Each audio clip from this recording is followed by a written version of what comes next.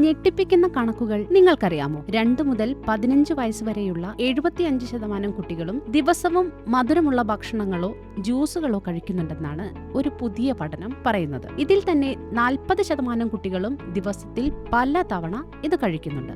ഇന്ത്യയിലെ 8 നഗരങ്ങളിലായി നടത്തിയ ഒരു സർവേയിലാണ് ഈ ഞെട്ടിക്കുന്ന വിവരങ്ങൾ ഉള്ളത്. സത്യം പറഞ്ഞാൽ ഒരു ദിവസം കുട്ടികൾക്ക് എത്ര പഞ്ചസാര കൊടുക്കാമെന്ന് 60% മാതാപിതാക്കൾക്കും അറിയില്ല. ഇനി ഇത് പ്രശ്നമാണെന്ന് അറിയുന്നവരാണെങ്കിലോ അവരിൽ വെറും 40% പേർ മാത്രമേ മധുരം കുറയ്ക്കാൻ എന്തെങ്കിലും ചെയ്യുന്നുള്ളൂ. സോഡ, മിഠായികൾ, ബേക്കറി പലഹാരങ്ങൾ, പാക്കറ്റ് ജ്യൂസ്, മധുരമുള്ള തൈര്, അതായത് ആർട്ടിഫിഷ്യൽ മധുരം ചേർത്ത യോഗേർട്ട്, ഇതൊക്കെയാണ് കുട്ടികൾ കൂടുതലായും കഴിക്കുന്നത്. ഇനി വീട്ടിലുണ്ടാക്കുന്ന ജ്യൂസിന്റെ കാര്യം, നമ്മൾ വിചാരിക്കുന്നത് അത് വളരെയധികം ഹെൽത്തി ആണെന്നല്ലേ? പക്ഷേ സംഗതി അങ്ങനെയല്ല. ജ്യൂസ് അടിച്ച ശേഷം നമ്മൾ അരിച്ചെടുത്ത് കളയുന്നത് എന്താണെന്നറിയാമോ?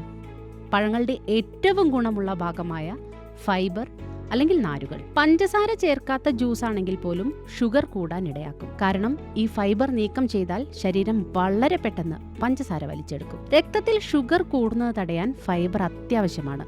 ഈ പഞ്ചസാര ഉപയോഗം അമിതമായാൽ ഭാവിയിൽ വലിയ പണിയാകും. ചെറുപ്പത്തിലെ അമിതവണ്ണം, പല്ല് കേടാവൽ, എന്തിന് കുട്ടികളിൽ പ്രമേഹം വരെ വരാം. പിന്നെ സർവേയിൽ കണ്ട മറ്റൊരു സങ്കടകരമായ കാര്യം എന്താണെന്ന് വെച്ചാൽ, സ്കൂൾ പുസ്തകങ്ങളിൽ പോലും കുട്ടികളെ എണ്ണാൻ പഠിപ്പിക്കുന്നത് മിഠായിയുടെയും ലോലിപോപ്പിന്റെയും ചിത്രം വെച്ചാണ്. ഇത് കാണുന്ന കുട്ടികൾക്ക് സ്വാഭാവികമായും അതിനോട് ഒരിഷ്ടം കൂടും.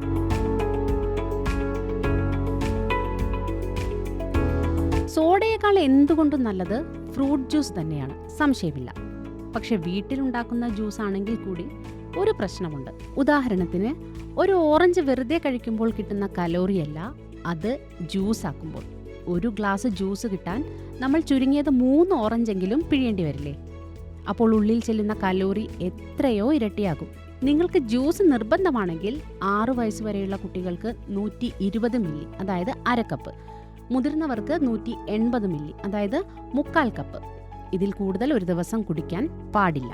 എന്നാലും ആരോഗ്യകരമായ ഒരു അഭിപ്രായം പറയുകയാണെങ്കിൽ ജ്യൂസ് കുടിക്കുന്നതിനേക്കാൾ 100 ഇരട്ടി നല്ലത് പഴങ്ങൾ അങ്ങനെ തന്നെ കടിച്ചു തിന്നുന്നതാണ്.